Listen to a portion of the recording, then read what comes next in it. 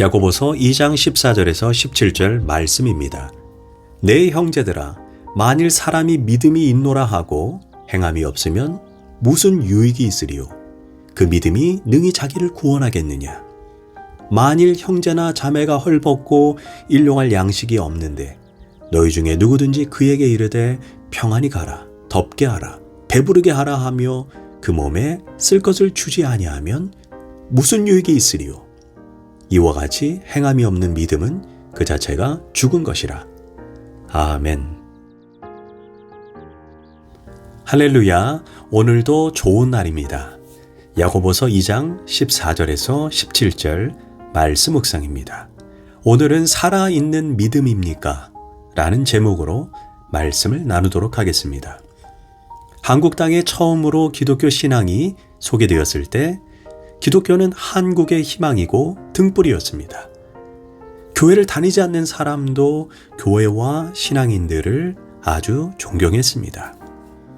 기독교를 통해 최초의 한국 병원이 세워졌는데 그 병원이 지금의 세브란스 병원입니다.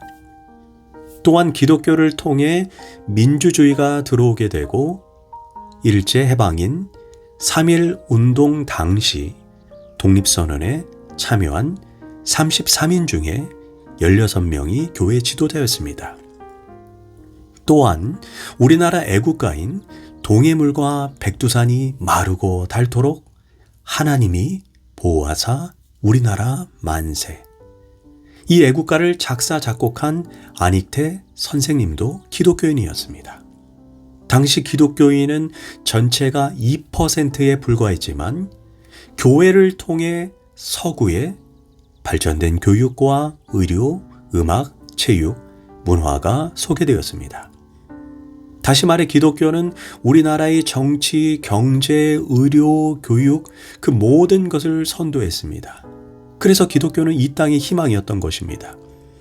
통계적으로 보면 기독교가 전해진 모든 나라에 자연스럽게 따라오는 것이 경제 발전입니다.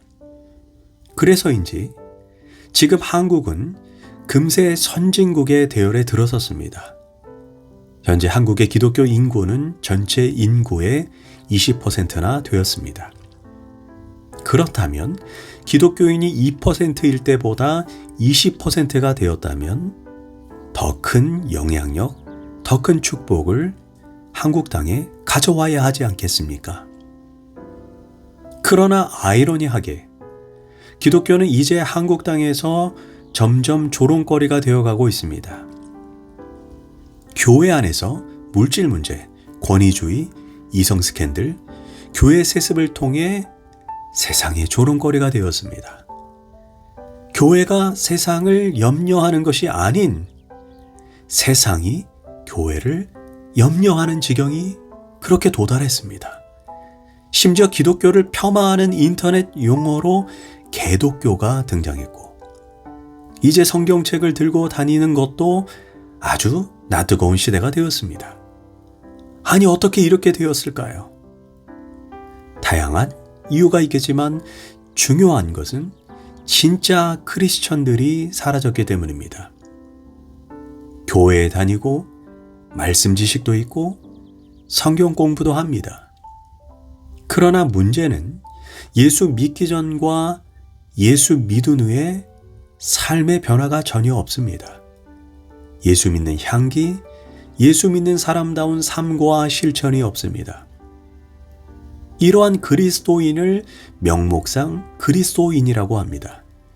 이런 그리스도인들이 많아지다 보니 세상은 교회를 더욱 증오하게 되고 이런 사람들로 인해 하나님의 영광이 땅바닥에 떨어진 것입니다. 그런 점에서 야고보는 우리의 믿음이 반드시 삶으로 입증되는 믿음이 되어야 한다는 것입니다. 14절입니다. 내 형제들아, 만일 사람이 믿음이 있노라 하고 행함이 없으면 무슨 유익이 있으리요? 그 믿음이 능히 자기를 구원하겠느냐? 야고보는 믿음의 결실로 반드시 행함의 열매가 있어야 한다는 것입니다. 우리가 얼핏 보면 야고보의 신앙관과 바울의 신앙관이 다소 다르게 보일 수 있습니다. 바울은 로마서에서 이신칭이라고 해서 오직 구원은 믿음만으로 받는다고 강조했습니다. 반면 야고보는 행함이 없는 믿음은 죽은 믿음이라고 그렇게 행함을 강조했습니다. 그러나 이 둘은 서로 대조적인 것이 아니라 상호 보완적입니다. 바울은 구원은 오직 100% 믿음만으로 받는다고 말했습니다. 이 말은 절대적으로 맞습니다. 그런데 야고보는 그 믿음이 진짜인지 가짜인지 어떻게 알 수 있느냐? 반드시 행함의 열매로 입증되어야 한다는 것입니다. 가령 내가 예수님을 믿는다고 고백하지만 삶의 자리에서, 삶의 현장에서 불륜을 저지르고 음란한 삶을 살고 방탕한 짓을 저지르고 사업을 하면서 불법과 편법을 저지른다면 어찌 그 믿음이 진짜라고 말할 수 있겠습니까? 그래서 야고보는 14절에서 믿음이 있다고 하면서 행함이 없으면 무슨 유익이 있고 그런 믿음이 어찌 구원하겠느냐 이렇게 묻고 있는 것입니다. 예수님도 요한복음 15장 2절에서 무릇 내게 붙어 있어 열매를 맺지 아니하는 가지는 아버지께서 그것을 제거해 버리신다라고 했습니다. 여기에서 무릇 내게 붙어 있다 그 말은 예수님을 구원자로 고백하는 사람들을 말합니다. 그런데 예수님은 그들의 믿음이 진짜인지 가짜인지 어떻게 아느냐? 그들이 삶의 자리에서 맺는 삶의 열매를 보면 알 수 있다는 것입니다. 그런 면에서 야고보는 15절과 17절에서 이렇게 말합니다.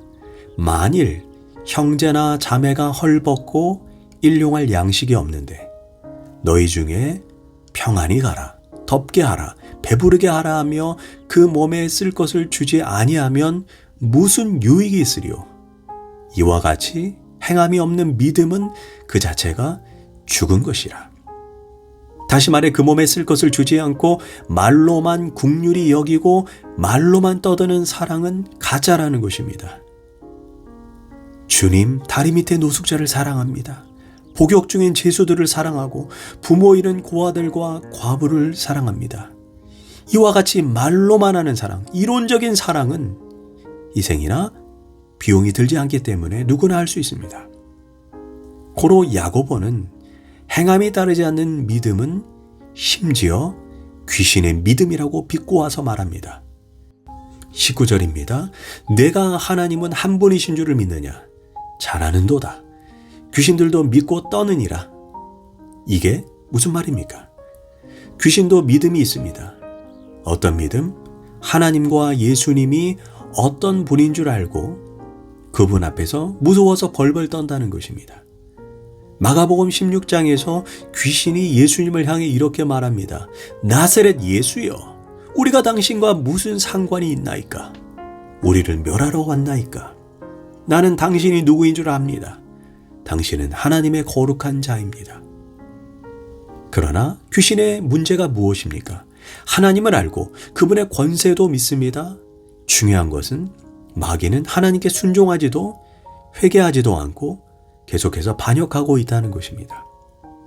그런 점에서 행함이 없는 믿음이 귀신의 믿음이요 죽은 믿음이라고 야고보는 조롱합니다. 그러면서 야고보는 행함이 있는 믿음이 참된 믿음이라는 것을 말하기 위해 구약의 두 명의 인물을 들어 그것을 설명하고 증명합니다. 먼저 믿음의 조상 아브라함입니다. 21절 우리 조상 아브라함이 그 아들 이삭을 제단에 바칠 때 행함으로 의롭다 하심을 받은 것이 아니냐. 지금 야고보는 창세기 22장에서 아브라함이 아들 이삭을 제단에 바친 이야기를 합니다. 그런데 그 이전에 창세기 15장을 보면 아브라함이 99세가 되고 사라는 94세가 되었습니다. 약속의 자녀를 주신다고 했지만 25년의 세월이 지났습니다. 이제 아브라함의 몸이 죽은 것 같고 사라의 경수가 끊어졌습니다. 그때 하나님께서 아브라함에게 또 나타나셔서 약속의 자녀를 주시겠다고 말씀합니다. 그러나 아브라함은 그런 절대 절망의 환경 속에서도 여전히 하나님의 말씀을 굳건하게 믿고 또 믿고 신뢰했다라고 말합니다. 이에 창세기 15장에서 하나님께서 감동하여 아브라함의 믿음을 의롭다라고 말씀하십니다. 그런데 지금 야고보는 그 창세기 15장의 믿음이 진짜인지 가짜인지 창세기 22장인 아브라함이 아들 이삭을 제단에 바치는 행위를 통해 그 믿음이 참 믿음으로 입증되었다라고 말씀하고 있는 것입니다.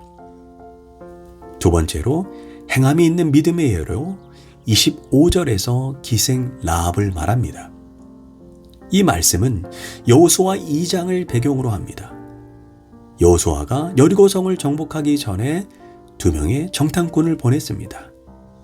두 정탐꾼이 복귀하는 전날 밤 부득이하게 창녀 라합의 집에서 하룻밤을 머물게 됩니다.